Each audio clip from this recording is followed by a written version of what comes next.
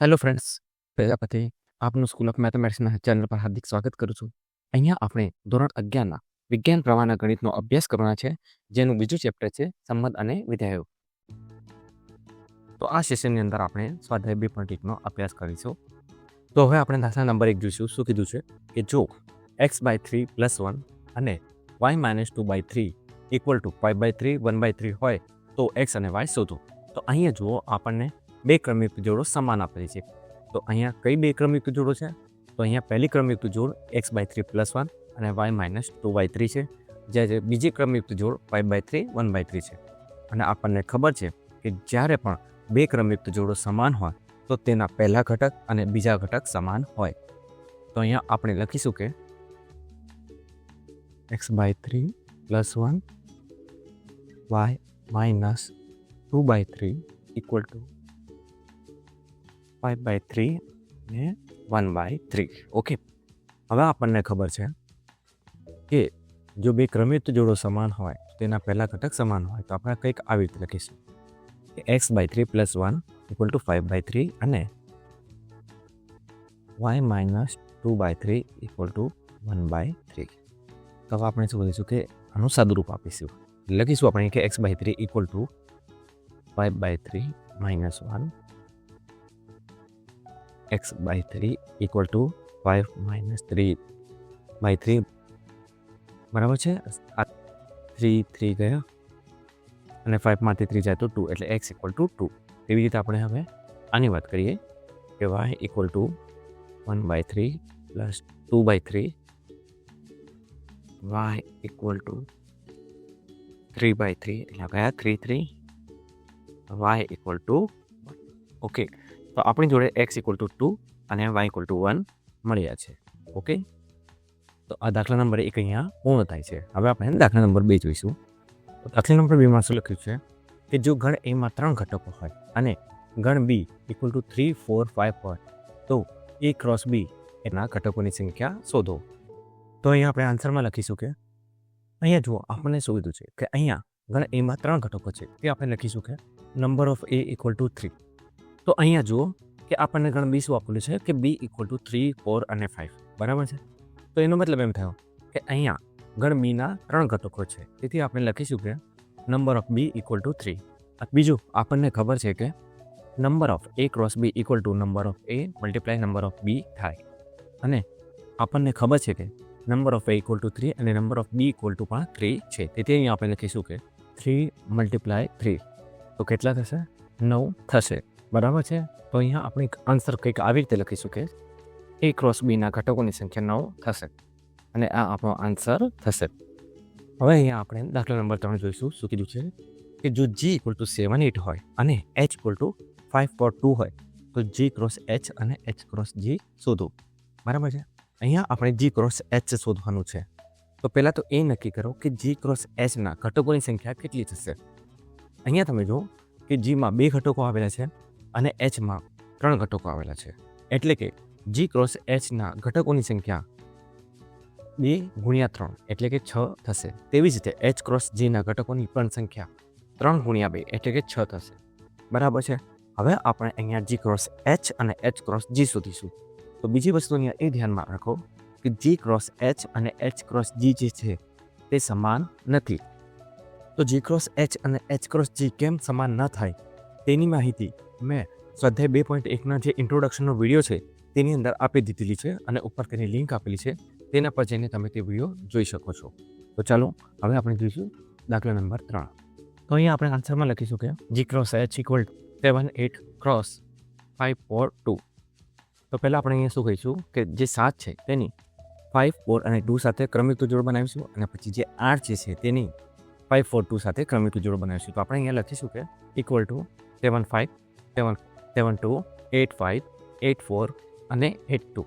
બીજું અહીંયા તમે જુઓ કે આ જે પણ ક્રમયુક્ત જોડો છે તેને આપણે છગડીયા કૌંસમાં દર્શાવ્યું છે. કેમ? કારણ કે g × h જે છે તે એક ગણ છે અને ગણના સભ્યોને આપણે છગડીયા કૌંસમાં દર્શાવી છે અને તેથી આપણે અહીંયા છગડીયો કૌંસ લીધો છે. ક્લિયર છે? હવે આપણે h × g શોધીશું. તો અહીંયા આપણે લખીશું કે h × g = h શું છે? h 5 4 2 છે, તો અહીંયા આપણે લખીશું કે 5 4 2 × અને જી 7 8 છે તો આપણે અહીંયા લખીશું કે 7 8. હવે આપણે 5ની 7 8 સાથે, 4ની 7 8 સાથે અને 2ની 7 8 સાથે ક્રમયુક્ત જોડો બનાવીશું. તો અહીંયા આપણે લખીશું કે 5 7 5 8 4 7 4 8 2 7 અને 2 8. બરાબર છે. તો અહીંયા તમે જુઓ કે જી ક્રોસ એચનો જે પ્રથમ સભ્ય છે 7 5 તે એચ ક્રોસ જીનો જે પ્રથમ સભ્ય છે 5 7 તેના કરતાં અલગ છે. તો કહેવાનો મતલબ એમ છે કે જી ક્રોસ એચ અને એચ ક્રોસ જીના સભ્યો અલગ અલગ છે અને તેથી જી ક્રોસ એચ અને એચ ક્રોસ જી એ બંને અલગ અલગ ગણો છે. તો ધ્યાન રાખજો કે પરીક્ષામાં આવી ભૂલ ના થાય કે જી ક્રોસ એચ પૂછ્યું અને તમે એચ ક્રોસ જી લખીને આપતા રહો. ઓકે, તો અહીંયા આપણે દાખલા નંબર 3 પૂર્ણ કરી છે. હવે આપણે દાખલા નંબર 4 જોઈશું કે નીચે આપેલા વિધાનોમાંથી કયું વિધાન સત્ય છે અને કયું વિધાન અસત્ય છે તે જણાવો તથા અસત્ય વિધાન સત્ય બને તે રીતે ફરીથી લખો. એટલે કે જે પણ વિધાન અસત્ય છે તેને આપણે ફરીથી સત્ય બનાવીને લખવાનું રહેશે. તો પહેલો નંબર જોઈએ, શું કીધું છે કે જો P = MN હોય અને Q = NM હોય તો P ક્રોસ Q = MN અને NM થાય. તો અહીંયા આપણને P અને Q આપેલા છે. તો આપણે અહીંયા P ક્રોસ Q શોધીશું અને જોઈશું કે આપણો જે P ક્રોસ Q આવે છે તે જે આપેલ P ક્રોસ Q છે તેના બરાબર છે કે નહીં. તો ચાલો જોઈએ આન્સર. તો અહીંયા આપણે લખીશું કે P ક્રોસ Q ઇક્વલ, તો પહેલાં P જુઓ કે શું છે, તો P અહીંયા આપણને MN આપેલી છે તેથી આપણે અહીંયા લખીશું કે MN ક્રોસ તથા Q આપણને NM આપેલી છે તેથી આપણે અહીંયા લખીશું કે NM.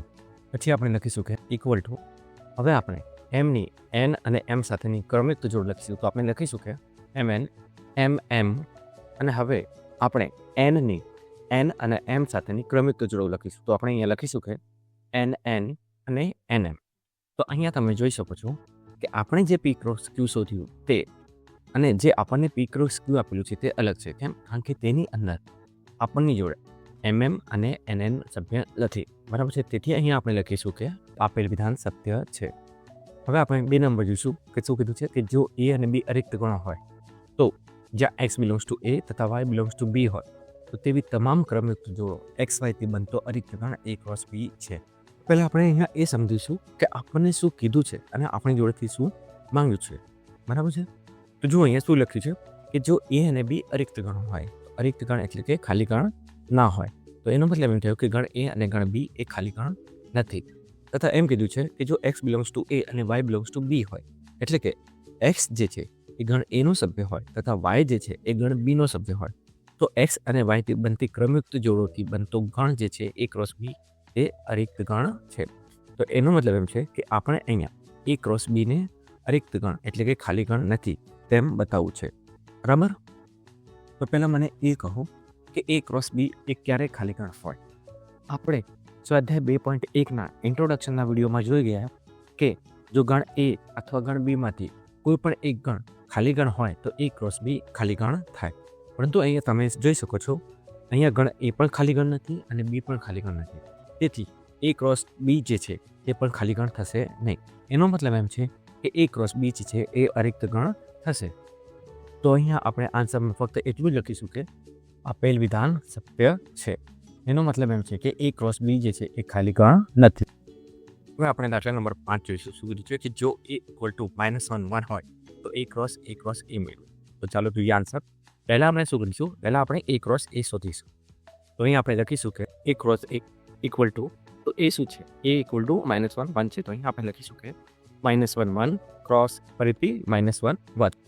તો હવે -1ની -1 1 સાથે અને 1ની -1 1 સાથે ક્રમયુક્ત જોડો બનશે. તો અહીંયા આપણે લખીશું કે -1 -1 -1 1 1 -1 અને 1 1. હવે આપણે A ક્રોસ A શોધીશું. તો લખીશું કે A ક્રોસ A ઇક્વલ, તો A ક્રોસ A તો આપણે પરથી મેળવ્યું. તો પહેલાં આપણે એ લખીશું કે -1 -1 -1 1 1 -1 1 1 ક્રોસ -1 1. તો હવે આપણે ક્રમયુક્ત જો કંઈક આ પ્રમાણે લખીશું -1 -1 -1 -1 -1 -1 1 -1 1 -1 -1 1 1 1 -1 -1 1 -1 1 1 1 -1 અને છેલ્લે 1 1 1. તો અહીંયા તમે જોઈ શકો છો કે A ક્રોસ Aમાં 4 સભ્ય છે જ્યારે ગણ Aમાં 2 સભ્ય છે. તેથી A ક્રોસ Aના કુલ 8 સભ્યો થશે અને આ આપણો આન્સર થશે. હવે આપણે દાખલા નંબર 6 જોઈશું. શું કીધું છે કે જો A cross B = AX AY BX BY હોય તો એ અને બી શોધો. તો અહીંયા આપણે આન્સરમાં કંઈક આવી રીતે લખીશું કે અહીંયા પહેલાં તમે જુઓ કે એ ક્રોસ બીમાં પહેલો ગણ એ છે અને બીજો ગણ બી છે, બરાબર છે. તો આ બંનેની જે ક્રમયુક્ત જોડો થશે એટલે કે A X A Y B X અને બી વાય, એની અંદર જે પહેલો સભ્ય છે એટલે કે એ અને બી તે ગણ એના સભ્ય થશે અને જે બીજો સભ્ય છે એટલે કે એક્સ અને વાય તે બીના સભ્ય થશે. તેથી આપણે આવી રીતે લખીશું કે એ ઇક્વલ ટુ એ બી અને બી ઇક્વલ ટુ એક્સ વાય અને આ આપણો આન્સર થશે. તો દાખલા નંબર 7માં શું કીધું છે કે ધારો કે A equal to 1 2, B equal to 1 2 3 અને 4, સી ઇક્વલ ટુ 5 6 અને ડી ઇક્વલ ટુ 5 6 7 8 હોય તો નીચેના પરિણામો ચકાસો. તો પહેલો નંબર એ છે કે એ ક્રોસ બી છે C equal to A cross B છેદ એ ક્રોસ સી, એટલે કે એ ક્રોસ બી છે સી અને એ ક્રોસ બી છેદ એ ક્રોસ સી સમાન છે. અને બીજા નંબરમાં શું કીધું છે કે એ ક્રોસ સી એ બી ક્રોસ ડીનો ઉપગણ છે. ઓકે, તો ચાલો જોઈએ આન્સર. તો અહીંયા આપણે પહેલો નંબર જોઈશું. પહેલા નંબરની અંદર આપણને બે ગણ આપેલા છે, એ ક્રોસ બી છે સી અને જે બીજો ગણ છે એ ક્રોસ બી છે એ ક્રોસ સી. તો આ બંને ગણને આપણે સમાન ગણો છે તેમ સાબિત કરીશું. તો અહીંયા આપણે લખીશું કે ડાબી બાજુ equal to A cross B છે સી, બરાબર છે. તો પહેલાં આપણે શું કરીશું કે બી છે સી શોધીશું. તો અહીંયા આપણે લખીશું કે બી છે સી ઇક્વલ ટુ, તો બી શું છે, બી ઇક્વલ ટુ 1 2 3 4 છે. તો અહીંયા આપણે લખીશું કે 1 2 3 4 છેદ અને સી શું છે તો સી ઇક્વલ ટુ 5 6 છે. તો અહીંયા આપણે લખીશું કે 5 અને 6. તો આ બે ગણમાંથી કયા સભ્ય કોમન નીકળે છે? તો તમે અહીંયા જોઈ શકો છો કે આ બે ગણમાંથી એક કે સભ્ય કોમન નીકળતા નથી અને તેથી આપણા માટે બી છે સી ઇક્વલ ટુ 5 થશે અને તેથી આપણે અહીંયા બી છે સી ઇક્વલ ટુ 5 લખીશું. હવે આપણે એ ક્રોસ બી છે સી શોધીશું. તેથી આપણે લખીશું કે એ ક્રોસ બી છે સી ઇક્વલ ટુ, તો હવે તમે અહીંયા જુઓ એ શું છે, એ ઇક્વલ ટુ 1 2 છે. તેથી આપણે અહીંયા લખીશું કે 1 2 ક્રોસ અને બી છે સી આપણને શું મળ્યું, તો અહીંયા આપણને બી છે સી ઇક્વલ ટુ 5 મળ્યું છે. તેથી આપણે અહીંયા લખીશું કે 5. હવે આપણને ખબર છે કે કોઈ પણ ગણનો ખાલી ગણ સાથેનો કાર્તેજીય ગુણાકાર હંમેશા ખાલી ગણ જ મળે છે. તેથી અહીંયા આપણને 1 અને 2નો 5 સાથેનો કાર્તેજીય ગુણાકાર આપણને 5 જ મળશે. તેથી આપણે અહીંયા લખીશું કે એ ક્રોસ બી છે સી ઇક્વલ ટુ 5 અને આપણે તેને નંબર એ આપીશું. હવે આપણે જમણી બાજુ શોધીશું. તો આપણે લખીશું કે જમણી બાજુ ઇક્વલ ટુ, તો જમણી બાજુ શું છે, એ ક્રોસ બી છેદ એ ક્રોસ સી. તો પહેલાં આપણે એ ક્રોસ બી શોધીશું અને પછી આપણે એ ક્રોસ સી શોધીશું અને પછી આપણે આ બંને ગણોનું છેદગણ લઈશું. તો ચાલો જોઈએ આપણે A cross B. A cross B equal to, તો એ શું છે, તો અહીંયા આપણે લખીશું કે 1 2 ક્રોસ બી શું છે, તો બી 1 2 3 4 છે. તેથી આપણે અહીંયા લખીશું કે 1 2 3 અને 4. હવે આપણે તેની ક્રમયુક્ત જોડો લખીશું. તો અહીંયા લખીશું કે ઇક્વલ ટુ 1 1 1 2 1 3 1 4 2 1 2 2 2 3 અને 2 4. તો અહીંયા તમે જુઓ, અહીંયા ગણ એના 2 ઘટકો છે અને ગણ બીના 4 ઘટકો છે. તેથી આપણને એ અને બીના કાર્તેજીય ગુણાકારના 2 ગુણ્યા 4 એટલે કે 8 ઘટકો મળ્યા છે. હવે આપણે એ અને સીનો કાર્તેજીય ગુણાકાર એટલે કે એ ક્રોસ સી શોધીશું. તો અહીંયા આપણે લખીશું કે એ ક્રોસ સી ઇક્વલ ટુ, તો એ શું છે, એ 1 અને 2 છે. તેથી આપણે અહીંયા લખીશું કે 1 2 ક્રોસ અને સી શું છે, તો સી ઇક્વલ ટુ 5 6 છે. તેથી અહીંયા આપણે લખીશું 5 6. તો હવે અહીંયા આપણે બંનેની ક્રમયુક્ત જોડો લખીશું. તો અહીંયા આપણે લખીશું કે 1 5 1 6 2 5 અને 2 6. હવે આપણે એ ક્રોસ બી અને એ ક્રોસ સીનો છેદગણ શોધીશું. તો આપણે અહીંયા લખીશું કે એ ક્રોસ બી છેદ A cross C equal to, તો આપણે એ ક્રોસ બીના ઘટકો લખીશું.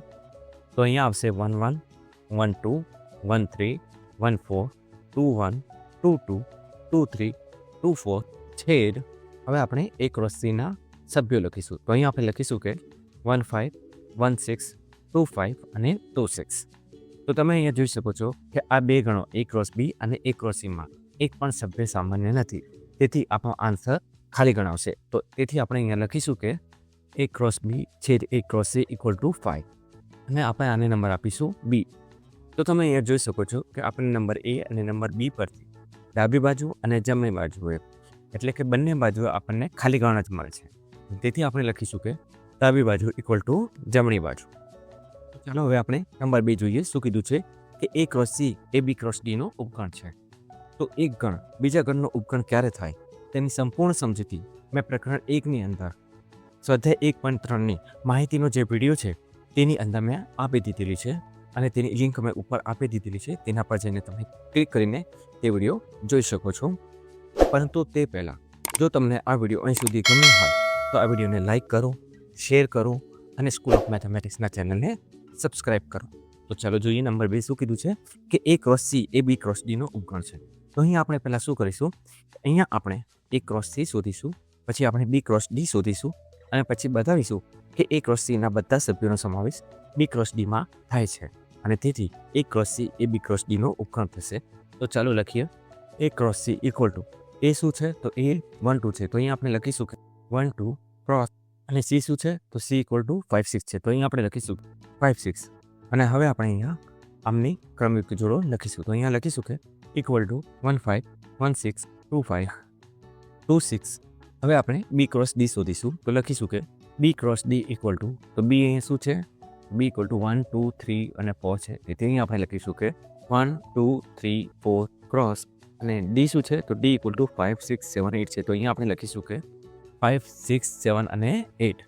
અહીંયા ખાસ ધ્યાન રાખજો કે Bની અંદર 4 સભ્યો છે, Dની અંદર 4 સભ્યો છે. તેથી B ક્રોસ Dમાં 4 ગુણ્યા 4 એટલે કે 16 સભ્યો થશે.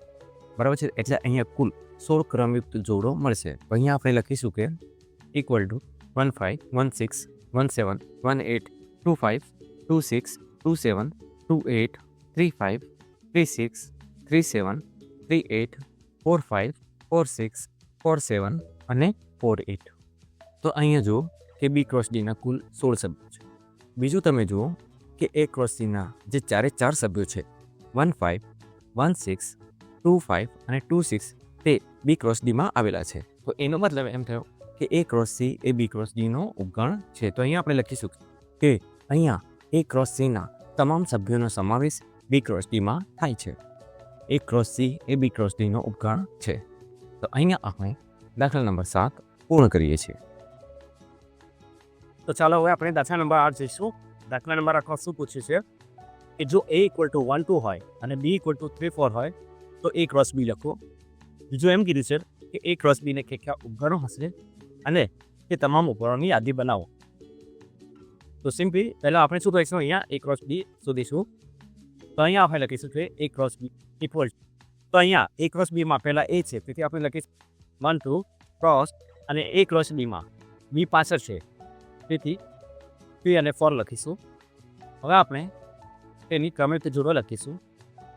તેથી આપણે અહીંયા લખીશું કે ઇક્વલ 1 3 1 4 2 3 અને 2 4. ઓકે. બીજું શું કીધું છે કે A ક્રોસ B ને કેટલા ઉપગણો છે. તો આપણે પ્રકરણ 1માં જોઈ ગયા કે કોઈપણ ગણમાં જો સભ્યોની સંખ્યા n હોય તો તેના ઉપગણોની સંખ્યા 2n થાય. તો આપણે કંઈક આવી રીતે લખીશું કે અહીંયા A ક્રોસ Bના સભ્યોની સંખ્યા n ઇક્વલ ટુ 4 છે. તેથી A ક્રોસ Bના ઉપગણોની સંખ્યા 2ની n ઘાત એટલે કે 2ની 4 ઘાત એટલે કે 16 થશે. હવે આપણે A ક્રોસ Bના ઉપગણોની યાદી લખીશું. તો આપણે લખીશું કે A ક્રોસ Bના ઉપગણોની યાદી ઇક્વલ ટુ, તો કોઈપણ ગણના જ્યારે આપણે ઉપગણોની યાદી લખતા હોઈએ ત્યારે સૌપ્રથમ તેમાં ફાઇલનો સમાવેશ થાય છે. કારણ કે ફાઇલ જે છે તે દરેક ગણનો ઉપગણ છે. તો સૌપ્રથમ આપણે ફાઇલ લખીશું. ત્યાર પછી આપણે A ક્રોસ Bના જે પણ સભ્યો છે તે દરેક સભ્યના એક એક સભ્ય વડે બનતા ગણને લખીશું. તો અહીંયા આપણે લખીશું 1 3 1 4 2 3 અને 2 4. બરાબર.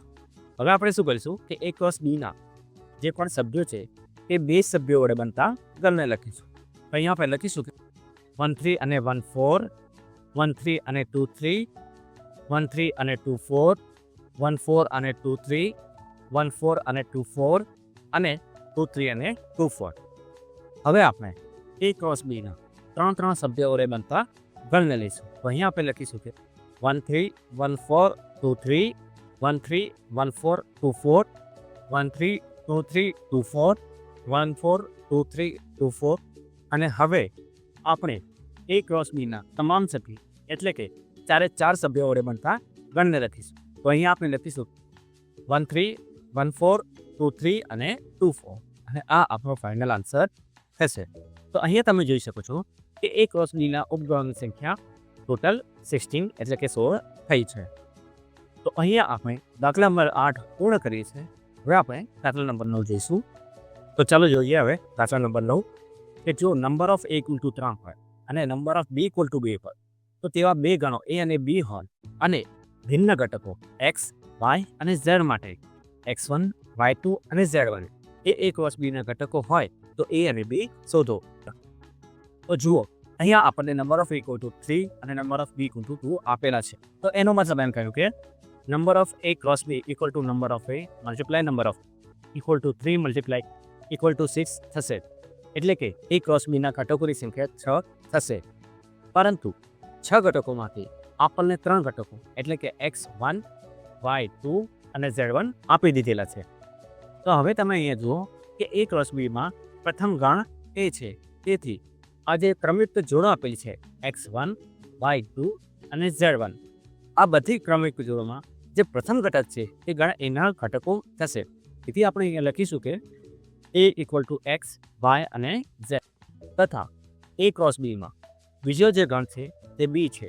તેથી આ જે ક્રમયુક્ત જોડો છે x1, y2 અને z1 તેના જે બીજા નંબરના સભ્યો છે એટલે કે 1 અને 2 એ ગણ b ના સભ્યો થશે. તેથી આપણે લખીશું કે b ઇક્વલ ટુ 1 અને આ આપણનો ફાઇનલ આન્સર થશે. તો અહીંયા આપણે દાખલા નંબર 9 પૂર્ણ કરીએ છીએ.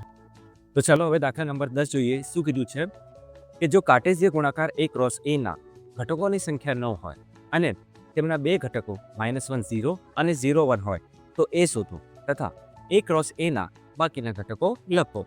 તો પહેલાં આપણે અહીંયા a શોધીશું, પછી તેનો આપણે કાર્ટેશિયન ગુણાકાર a ક્રોસ a ના બાકીના સભ્યો લખીશું. તો જુઓ આપણને અહીંયા શું આપેલું છે, આપણને અહીંયા a ક્રોસ a ના ઘટકોની સંખ્યા 9 આપેલી છે. તેથી આપણે અહીંયા લખીશું કે number of a cross a equal to 9. પરંતુ number of a cross a શું થાય તો number of a cross a equal to number of a cross number of a થાય. તેથી આપણે લખીશું કે 9 equal to number of a multiply number of a. તેથી 3 equal to number of a થશે. એટલે કે ગણ a ના સભ્યોની સંખ્યા 3 થશે. બીજું એ જુઓ કે અહીંયા આપણને a ક્રોસ a ના બે ઘટકો આપેલા છે. કયા? -1 0 અને 0 1. તો એનો મતલબ એમ થયો કે આ ક્રમયુક્ત જોડના જે પણ સભ્યો છે તે ગણ a ના સભ્યો થશે. તેથી આપણે અહીંયા લખીશું કે a ઇક્વલ ટુ -1 0 અને 1. તો અહીંયા જુઓ કે અહીંયા આપણને ગણ a ના સભ્યોની સંખ્યા 3 મળી છે. તો પહેલાં આપણે a ક્રોસ a શોધીશું. તો ચાલો લખીએ a cross a equal to, તો a શું છે એ -1 0 1 છે. તેથી આપણે લખીશું કે -1 0 1 ક્રોસ, ફરીથી લખીશું -1 0 1. હવે આપણે ક્રમયુક્ત જોડો લખીશું ઇક્વલ ટુ -1 -1 -1 0 -1 1 0 -1 0 0 0 1 1 -1 1 0 અને 1 1. તો અહીંયા જુઓ કે a ક્રોસ a ના સભ્યોની સંખ્યા 9 થઈ ગઈ, બરાબર છે, તથા -1 0 અને 0 1 આપેલા છે. તો હવે આપણે a ક્રોસ a ના બાકીના ઘટકો લખીશું. તો અહીંયા આપણે લખીશું કે a ક્રોસ a ના બાકીના ઘટક -1 -1, પછી જુઓ -1 0 તો આપી દીધેલું છે તે નહીં લખીએ, 0 -1 0 0, પછી જુઓ 0 1 આપેલા છે તેથી તે પણ નહીં લખીએ. પછી લખીશું કે 1 -1 1 0 અને 1 1 થશે અને આ આપણો ફાઇનલ આન્સર થશે. તો અહીંયા આપણે દાખલા નંબર 10 પૂર્ણ કરીએ છીએ. સાથે સાથે આપણે સાથે 2.1 પણ પૂર્ણ કરીએ છીએ. જો આ વિડીયો તમને ગમ્યો હોય તો આ વિડીયોને લાઇક કરો, શેર કરો અને સ્કૂલ ઓફ મેથેમેટિક્સના ચેનલને સબસ્ક્રાઈબ કરવાનું ભૂલતા નહીં. Thank you.